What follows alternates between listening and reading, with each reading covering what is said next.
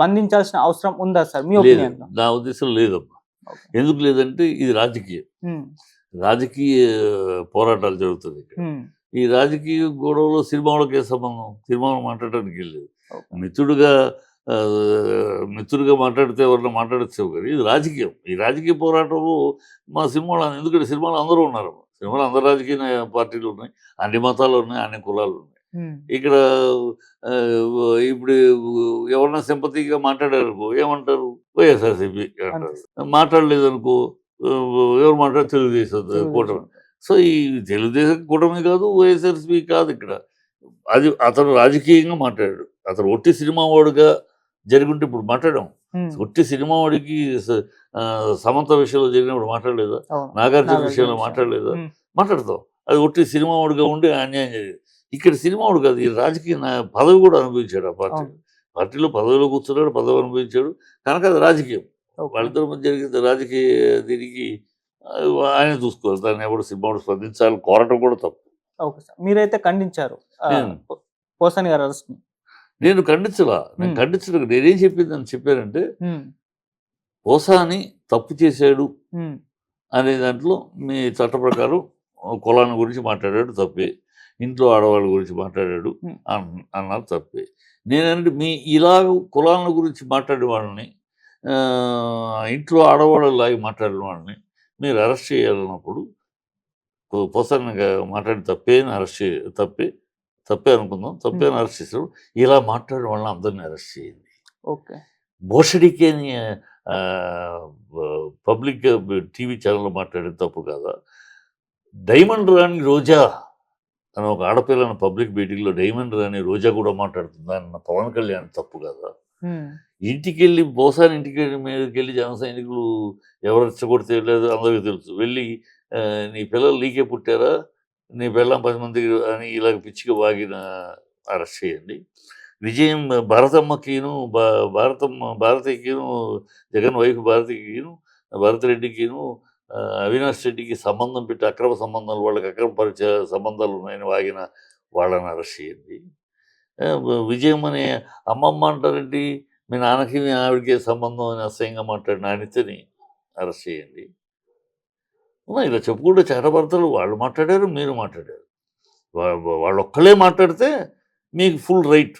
వాళ్ళు ఒక్కడే మేమంతా రాజకీయం మాట్లాడే కానీ ఇలా మాట్లాడలేదు అని అంటే మేము సుధపోసలు. మీరు కూటమిలోనూ బీభత్సంగా మాట్లాడారు. బట్టలు ఉడదీస్తారన్నారు, ఖడ్రాయల మీద పరిగెట్టిస్తామన్నారు. ఉరే జగన్ ఆయన పేరు పెట్టి ఉరేగిరి కూడా మాట్లాడి ఉన్నాయి నా దగ్గర రికార్డ్స్. పవన్ కళ్యాణ్ నా కొడక లోకేష్ నా కొడక ఆ మాటలతో కూడా మాట్లాడి ఉన్నాయి వీడియోలు. మీరు మాట్లాడితేనో వేదాలు, ఇతరులు మాట్లాడితే తప్ప, చేస్తే అందరినీ వేయండి, లేదంటే మూసుకుని ప్రభు పరిపాలన చూడండి. అదే నేను చెప్పింది. తప్పులు కాదు ఇక్కడ. తప్పులు అంటే అందరూ చేశారు. అది తప్పు అన్నప్పుడు అందరూ చేశారు. అది లేదు అది రాజకీయంగా అలా ఉంటుంది అనుకుంటే అలా వదిలేసేయండి. అంతేగాని మీ వాళ్ళు మాట్లాడితే వేదాలును అదే బూతులు మీ వాళ్ళు మాట్లాడితే వేదాలను ఇతరులు మాట్లాడితే బూతులు అంటే ఎట్లా కదా? అది నేను అంది. అసలు తప్పులే తప్పు. వాళ్ళ రాజకీయ నేపథ్యం ఎలా ఉంది దేశంలో? అధికార పార్టీలో ఉన్నవాడు ఏం చేసినా ఒప్పే, ప్రతిపక్షంలో ఉన్నవాడు ఏం చేసినా తప్పే. అలా ఉంది కనుక ఇక్కడ తప్పులు పట్టికేసామనుకో, వీళ్ళు 20 సార్లు తిట్టారు, వీళ్ళు 18 సార్లు తిట్టారు, ఈ లెక్కేసుకోవాలి. ఎవరు ఎక్కువ తిట్టారు, ఎవరు ఎక్కువ తక్కువ. ఇది కాదు. తప్పు ఇస్ తప్పు అంతే. అది తప్పు అంటే అందరూ తప్పు కాదు ఏదో రాజకీయ విమర్శ అంటే వదిలేయండి. ఈ కక్ష సాధింపుగా దీంట్లో పాయింట్అవుట్ చేసి మనకెవడు విరోధి అని ఎతికి ఇలా చేయడం కరెక్ట్ కాదని. ఇంకోటి జరిగితే రాడు, కాళ్ళు నొప్పి హాస్పిటల్ ట్రీట్మెంట్లు 36 చెప్తాడు. ఇవన్నీ భయం. అందుకని ఇతను స్టేటస్ ఇవ్వకూడదు కానీ అసెంబ్లీకి రావాలి. అసెంబ్లీకి స్టేటస్ ఇవ్వకుండా అసెంబ్లీకి వస్తే మొన్నట్లాగా మెయిన్ ఎంట్రన్స్ కాకుండా ఫస్ట్ ఎన్క్లోజర్లో కాకుండా ఫోర్త్ ఎన్క్లోజర్. ఫస్ట్ ఎన్క్లోజర్లో అయితే రావాలి. యాక్చువల్గా ex chief minister he should be allowed to come in first enclosure. ఇవాళ 4 ఎన్క్లోజర్ రమ్మన్నారు, అందరూ వచ్చేదాంట్లో రమ్మన్నారు. So this is the way they wanted sir. అతను రమ్మనాలి, అతను 4 ఎన్క్లోజర్ రావడం, అతను కూర్చొని లేవగానే కూర్చో, మామూలు మెంబర్ అయితే కూర్చో ఉంటాడు స్పీకర్, కూర్చో ఆ మంత్రి గారు చెప్పండి అని అవాయిడ్ చేస్తారు. ఓకే. ఇలాంటి సీన్లు చేసి ఆయన లెగిస్తే కూర్చోమంటాం, ఆయన మాట్లాడుతుంటే గెరావ్ చేయటం, హ్మ్. మైక్ ఇవ్వకపోవటం, ఇలా చేసి ఆయన ఏం చేస్తారు అని వీళ్ళు ఎకిలి నవ్వులు నవ్వుకుంటూ స్వర్గానందం పొందటానికి, అంటే ఒక అసెంబ్లీని ఒక కామెడీ షో చేయటానికి, వీళ్ళ ఎంటర్టైన్మెంట్కి వీళ్ళ దీనికోసం రావాలంటున్నారు.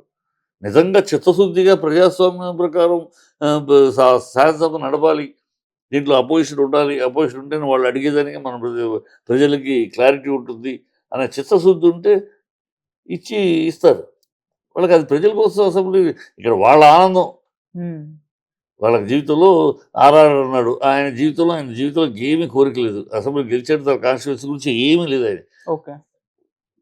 జగన్ రావాలి, స్పీకర్ స్థానంలో తను కూర్చోవాలి, హ్మ్. జగన్ని హేళన చేయాలి. ఓకే. ఇది ఇది జీవితాశయాలు, ఇది వీళ్ళ ప్రభుత్వ విధానంగా నడుస్తున్నారు తప్పితే, హ్మ్. ప్రజలు మనం ఎందుకు గెలిపించారు, ప్రజలు మనకి ఏమి నమ్మి గెలిపించారు, మనం ఏ వాగ్దానాలు చేసాము, అవి ఏమి వాళ్ళకి భరోసా ఎప్పుడు ఇస్తాము, నిన్న కూడా భరోసా ఇవ్వలేదు.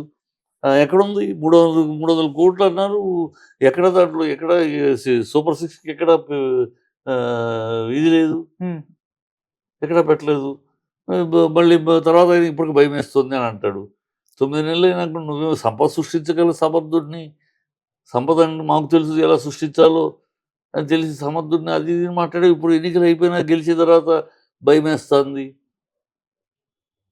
అని మాట్లాడతాడు. ఏంటి ప్రజలు ఎలా మభ్యపెడతామని, ప్రజలు ఎలా మోసం చేస్తాయి, ఇలా ఎలా మనసు ఒప్పుతుంది మీకు, మనసు ఎప్పుదో ఎలా, ఈ ప్రభుత్వానికి మనసు ఎలా ఒప్పుతుంది పేదల గుడెల మీద ఇలా తంతానికి, వాళ్ళకి ఇలా మోసం చేసిన మాటలు చెప్పాం, మోసం చేసి మనం తప్పుకుని వెళ్తే వాళ్ళు ఎన్ని ఆశలతోటి మనకేశారు, వాళ్ళ ఆశలను అడిగేసేది చేయటమే కదా.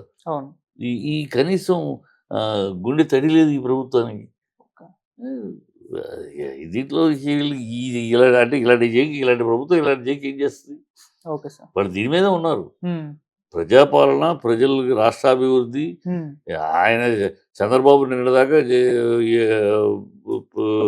మోడీ గారిని ఓ పైకెత్తున్నారు ఎందుకు, ఎన్డీఏకి vice president, joint convener, vice కన్వీనర్గా పదవి కావాలని అడుగుతా ఉన్నాడు. ఓకే. అది అది తీసుకుంటే ఈ చక్రం తెప్పొచ్చని లెక్క. హ్మ్. ఎన్డీఏ ప్రెసిడెంట్ ఆయన ఉంటాడు, ఎన్డీఏ కూటమికి ఈయనగా